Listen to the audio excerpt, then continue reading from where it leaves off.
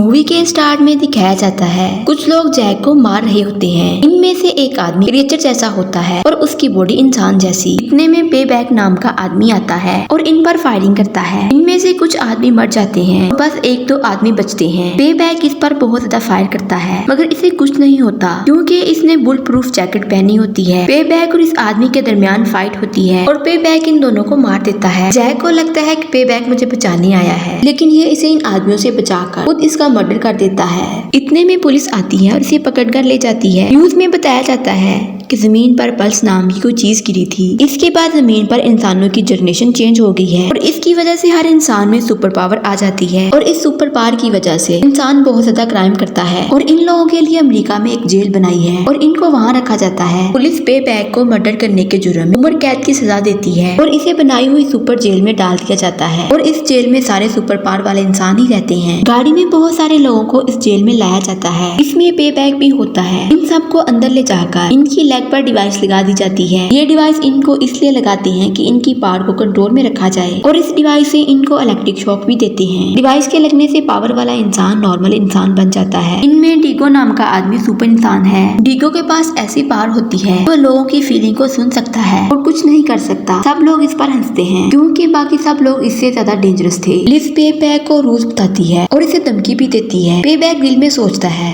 कि जेल में सब लोग क्राइम वाले हैं और मैं इन सबको मार दूंगा। पे बैक और डीगो प्लेग्राउंड में जाते हैं। इस जेल में पुराना कैदी भी होता है, उसका नाम डीमन जॉन है। पे बैक और जॉन में फाइट होती है। ये काफी लड़ते हैं। सारे लोग खड़े इनको देख रहे होते हैं, यहाँ तक कि सिक्योरिटी गार्ड भी इनको मना नहीं करते। पे बैक इसे मारने ही वाला होता है कि गार्ड इलेक्ट्रिक डिवाइस से इनको रोकता है। डीगो की मुलाकात गोर से होती है। गोर बहुत डेंजरस क्रिमिनल होता है। ये जेल में उस टाइम से है जब जेल स्टार्ट हुई थी। डीगो और गोर फ्रेंड बन जाते हैं। गोर डीगो को 3 रूल बताता है जिसे फॉलो करने के बाद वो जिंदा रह सकते हैं। पहला रूल अपने काम से काम रखना, दूसरा किसी की लड़ाई में न जाना और तीसरा इस जेल में किसी से उधार ना लेना। डीगो इसे बताता है कि मेरी सजा 5 साल है। फिर इन दोनों को जेल में एक डेंजरस किस्म का क्रिमिनल मिलता है, उसका नाम डेविस है। ये नेचर का अच्छा होता है। डीगो गोर से लोब का पूछता है कि क्या वो भी इस जेल में है। इस पर वो इसे बताता है हाँ वो भी इस जेल में है। गोर इसे बताता है वो एक डेंजरस क्रिमिनल है और इसके पास सुपर पावर है। वो किसी की भी पावर को कंट्रोल कर सकता है, इसलिए उसे अलग रखा गया है। जेल का सुपरवाइजर लोब से मिलता है।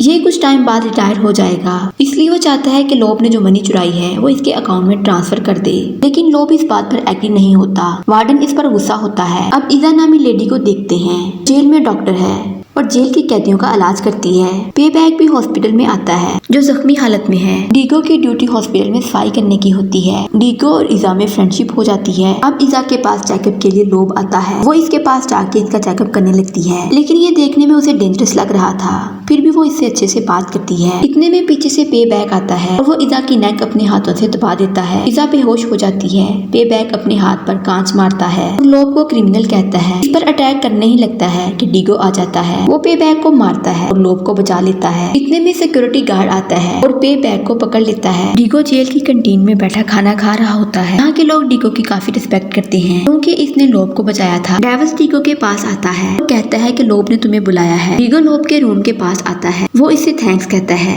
कि तुमने मुझे बचाया। लोब डीगो को कहता है कि तुम्हें कुछ टाइम के लिए कैफेटेरिया में काम करना होगा। वो एग्री हो जाता है। वार्डन की जूनियर से कहती है कि तुम गलत कर रहे हो, तुम मनी लेने के लिए लोब को फोर्स कर रहे हो। वार्डन अपनी जूनियर को कहता है ये पोस्ट मेरे रिटायर होने के बाद तुम्हें मिलेगी, इसलिए तुम खामोशी से मेरा साथ दो और बाद में डिसाइड मैंने करना है कि पोस्ट किसको देनी चाहिए। इजा पे बैक से पूछती है तुम्हें ऐसा नहीं करना चाहिए। इस पर पे बैक उसे कहता है कि मुझे यहाँ से क्रिमिनल को खत्म करना है। पे बैक दोबारा ग्राउंड में आता है और लड़ने के लिए सबको कहता है, मगर कोई एग्री नहीं होता। गोर स्पून से लगी हुई डिवाइस को डीएक्टिवेट कर देता है। गोर गार्ड को गाली देता है, फिर वो टेबल पर चढ़ जाता है और इलेक्ट्रिक टावर को तोड़ देता है और वायर को अपनी बॉडी पर लगाता है।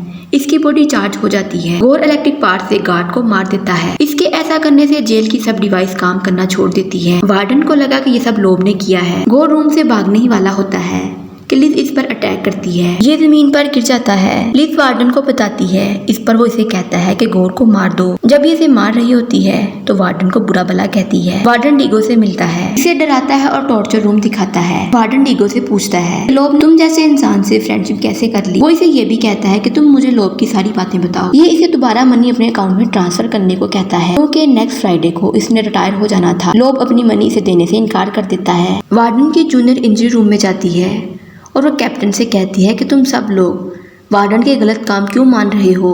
तुम सबको ये नहीं करना चाहिए। लेकिन कैप्टन को इसकी इस बात से फर्क नहीं पड़ता। इस पर वो इसे कहता है वार्डन के रिटायर होने के बाद इस जेल का सुपरवाइजर कौन होगा। इस पर ये इसे कहती है इस जेल में सबसे ज्यादा क्वालिफाइड मैं हूँ और मैं ही नेक्स्ट इस जेल की सुपरवाइजर बनूंगी। पेबैक अपने फेस पर क्रॉस का टैटू बनाता है। फिर ये वार्डन से पूछती है कि तुमने मेरा नाम पोस्ट के लिए भेजा है कि नहीं, मगर वो इसकी बात को गोलमोल कर देता है। डिगो लोब को गुस्से से कहता है कि सब कह रहे हैं कि लोग अपना प्लान किसी को नहीं बताता, वो क्या करने वाला है। लोब इसे कहता है कि तुम मुझ पर ट्रस्ट करो और फ्राइडे तक वेट करो। ये वापस चला जाता है। नेक्स्ट फ्राइडे आता है। सबको फ्राइडे का दिन आने का वेट था। वार्डन रूम में आता है। इसके रूम में पहले ही कैप्टन और इसकी जूनियर इसका वेट कर रहे थे। वार्डन इस पोस्ट के लिए जूनियर को नहीं बल्कि कैप्टन को बनाता है। इस पर वो गुस्से से बाहर चली जाती है। वार्डन लोब के रूम में आता है और टैब लोब को देता है और कहता है कि तुम अपनी सारी मनी मेरे अकाउंट में ट्रांसफर कर दो, मैं आज रिटायर हो रहा हूँ। लोब टैब से पूरी जेल का सिस्टम हैक कर देता है और इससे सारी डिवाइस बंद हो जाती है। सब क्रिमिनल की पार वापस आ जाती है और वो लड़ना शुरू कर देते हैं। वार्डन को जब पता चलता है वो लोब के रूम से निकलने की बहुत कोशिश करता है, मगर पार की वजह से रूम लॉक हो जाता है और ये लोब के रूम में ही रह जाता है। सारे कैदी एक दूसरे को मार रहे थे। वार्डन की जूनियर कैप्टन को कहती है कि जनरेटर को रीस्टार्ट करो ताकि डिवाइस चल सके। कैप्टन चला जाता है। इसके पीछे जिम भी जाता है। लोब वार्डन को बताता है कि मैंने सिस्टम हैक किया है। जिम कैप्टन को बताता है ये सब करने में गोल्ड भी मिला हुआ था। फिर लोब अपनी मनी वार्डन के अकाउंट में ट्रांसफर करता है। लोब कहता है कि मेरे पास एक और पार है जिसका किसी को नहीं पता। वार्डन लोब को पंच मारकर बेहोश कर देता है। इधर कैप्टन जिम को मारता है। जनरेटर स्टार्ट करता है। डिवाइस ऑन हो जाती है। लोब के रूम का लॉक भी खुल जाता है। गार्ड वार्डन को बचा लेते हैं। वो लोब को टॉर्चर रूम में डालने को कहता है। वार्डन बाहर आते ही अपनी जूनियर को जेल का सुपर पावर बना देता है। कैप्टन भी जॉब छोड़ देता है। डिगो को दूसरी जेल में ट्रांसफर कर देते हैं। वार्डन कार में डेविस के साथ होता है। जब वो मिरर में अपने आप को देखता है तो इसे लोब का फेस नजर आता है। यहाँ ये पता चलता है कि लोब के पास एक ऐसी पावर भी थी कि वो किसी भी इंसान का रूप धार सकता था। लोब ने जेल में वार्डन के साथ अपना फेस एक्सचेंज कर लिया था। अब जेल के अंदर जो इंसान है वो वार्डन है, जो बाहर वार्डन है वो लोब है। इसलिए इसने अपनी मनी भी अकाउंट में ट्रांसफर कर ली थी और यूं मूवी का एंड हो जाता है। वीडियो अच्छी लगे चैनल को लाइक, शेयर और सब्सक्राइब जरूर करें।